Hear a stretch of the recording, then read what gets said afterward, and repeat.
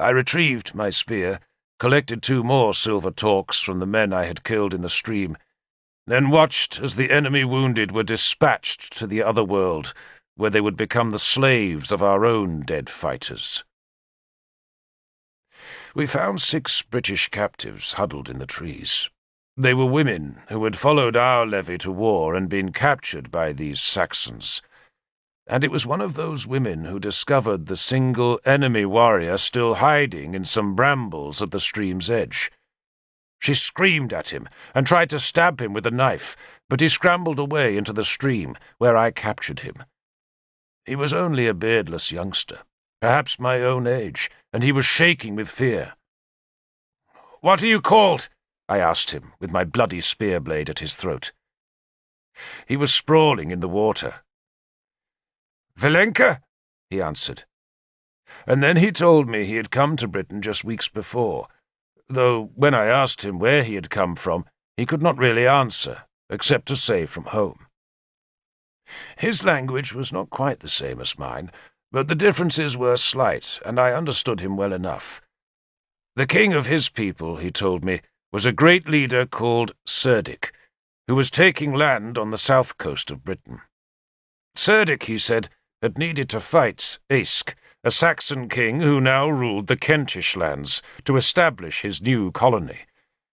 And that was the first time I realized that the Saxons fought amongst themselves, just as we British did. It seems that Cerdic had won his war against Aesk, and was now probing into Dumnonia. The woman who had discovered Walenka was squatting close by and hissing threats at him, but another of the women declared that Walenka had taken no part in the raping that had followed their capture. Griffith, feeling relief at having some booty to take home, declared that Walenka could live, and so the Saxon was stripped naked, put under a woman's guard, and marched west towards slavery. That was the last expedition of the year, and though we declared it a great victory, it paled beside Arthur's exploits.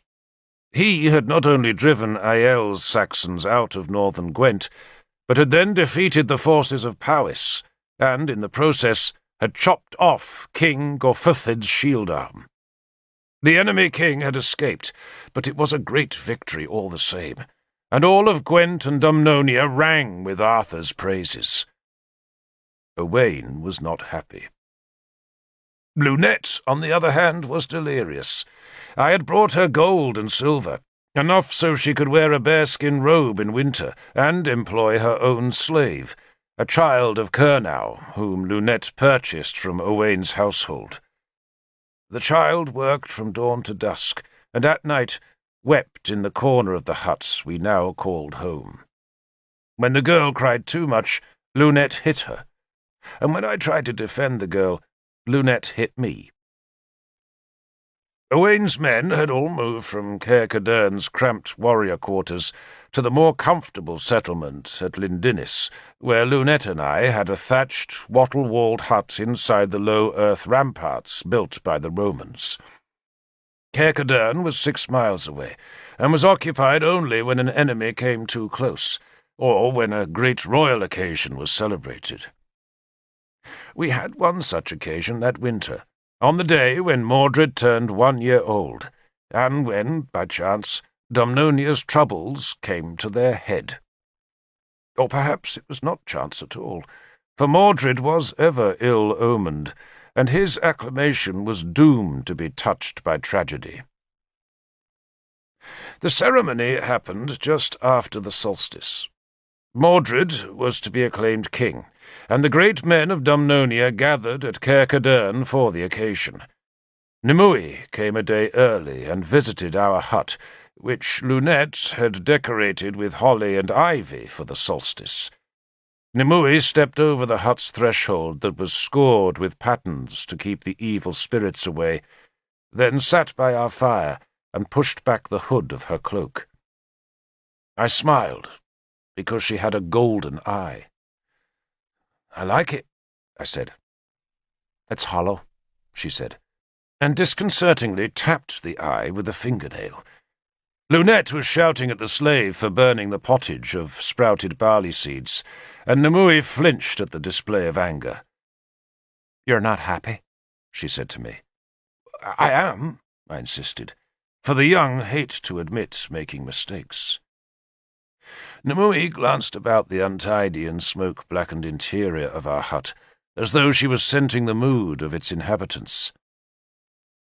"Lunette's wrong for you," she said calmly, as she idly picked from the littered floor half an empty eggshell and crunched it into fragments, so that no evil spirit could lurk in its shelter.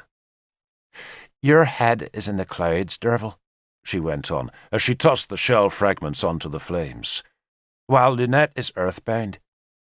She wants to be rich, and you want to be honourable. It won't mix." She shrugged, as though it was not really important, then gave me her news of Innis Swydren. Merlin had not come back, and no one knew where he was. But Arthur had sent money captured from the defeated King Gorfithid to pay for the Tor's reconstruction, and Gwilithin was supervising the building of a new and grander hall. Pellinor was alive, as were Druidden and Gudovan, the scribe. Norwenna, Nimue told me, had been buried in the shrine of the Holy Thorn, where she was revered as a saint. "What's a saint?" I asked. "A dead Christian," she said flatly. "They should all be saints." "And what about you?" I asked her. "I'm alive," she said tonelessly. "Are you happy?" "You always ask such stupid things.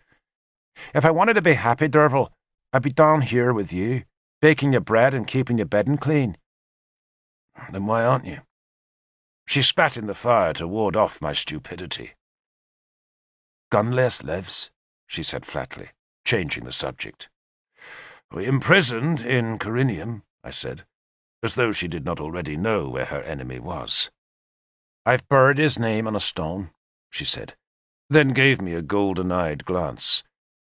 "He made me pregnant when he raped me, but I killed the foul thing with ergot." Ergot was a black blight that grew on rye, and women used it to abort their young. Merlin also used it as a means of going into the dream state and talking with the gods. I'd tried it once and was sick for days.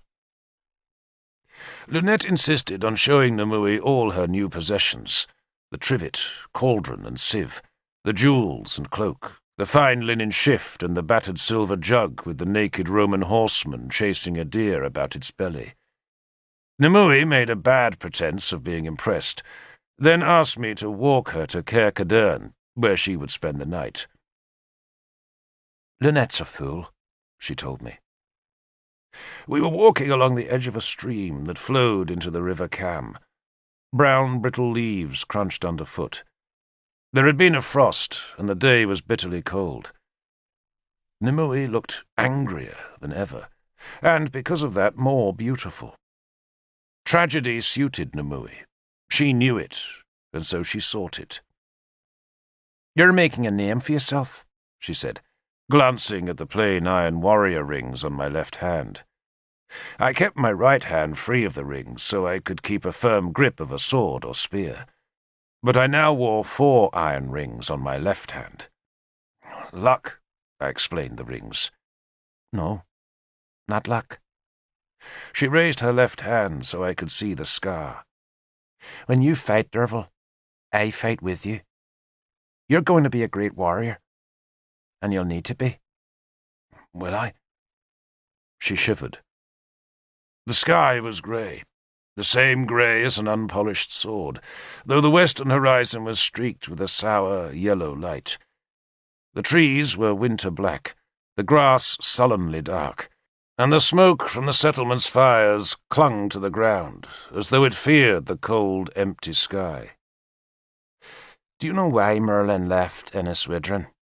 she asked me suddenly, surprising me with the question. "To find the knowledge of Britain," I answered, repeating what she had told the High Council in Gleevum. "But why now? Why not 10 years ago?" Nimue asked me, then answered her own question. "He's gone now, Derval, because we are coming into the bad time. Everything good will get bad. Everything bad will get worse. Everyone in Britain is gathering their strength because they know the great struggle is coming. Sometimes I think the gods are playing with us. They are heaping all the throw pieces at once to see how the game will end. The Saxons are getting stronger, and soon they'll attack in hordes, not war bands. The Christians, she spat into the stream to avert evil, say that very soon it will be 500 winters since their wretched god was born, and claim that means the time for their triumph is coming. She spat again. And for us Britons, we fight each other. We steal from each other. We build new feasting halls when we should be forging swords and spears. We're going to be put to the test, Derval, and that's why Merlin is gathering his strength. For if the kings will not save us, then Merlin must persuade the gods to come to our aid. She stopped beside a pool of the stream and stared into the black water that had the gelid stillness that comes just before freezing. The water in the cattle hoof-prints at the pool's edge was already frozen. "What of Arthur?" I asked. "Won't he save us?" She gave me a flicker of a smile. "Arthur is to Merlin what you are to me. Arthur is Merlin's sword, but neither of us can control you. We give you power." She reached out her scarred left hand and touched the bare pommel of my sword. "And then we let you go. We have to trust that you will do the right thing." "Well, you can trust me," I said. She sighed, as she always did when I made such a statement, then shook her head. "When the test of Britain comes, Derval, and it will, none of us will know how strong our sword will prove." She turned and looked at the ramparts of Caer Cadern that were bright with the banners of all the lords and chiefs come to witness Mordred's acclamation on the morrow. "Fools," she said bitterly. "Fools." Arthur arrived the next day. He came shortly after dawn, having ridden with Morgan from Innis-Widren. He was accompanied by only 2 warriors, the 3 men all mounted on their big horses, though they carried no armour or shields, just spears and swords. Arthur did not even bring his banner. He was very relaxed, almost as though this ceremony had no interest for him other than curiosity. Agricola, Tudric's Roman warlord, had come in place of his master, who had a fever, and Agricola too seemed aloof from the ceremony. But everyone else in Caer Cadern was tense, worried that the day's omens might prove bad. Prince Cadui of Isca was there, his cheeks blue with tattoos. Prince Geraint, Lord of the Stones, had come from the Saxon frontier, and King Melwas had come from decaying Venta. All the nobility of Dumnonia, more than 100 men, waited in the fort. There had been sleet in the night that had left Caer Cadern's compound slick and muddy, but first light brought a brisk westerly wind, and by the time Owain emerged from the hall with the royal baby, the sun was actually showing on the hills which circled Caer Cadern's eastern approaches. Morgan had decided on the hour of the ceremony, divining it from auguries of fire, water, and earth. It was, predictably, a morning ceremony, for nothing good comes of endeavours undertaken when the sun is in decline. But the crowd had to wait until Morgan was satisfied that the exact hour was imminent, before the proceedings could begin in the stone circle that crowned Caer Cadern's peak.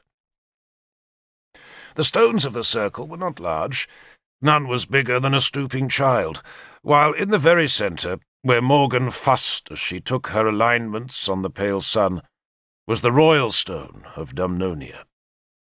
It was a flat, grey boulder, indistinguishable from 1,000 others, yet it had been on that stone, we were taught, that the god Bel had anointed his human child, Beli Mar, who was the ancestor of all Dumnonia's kings.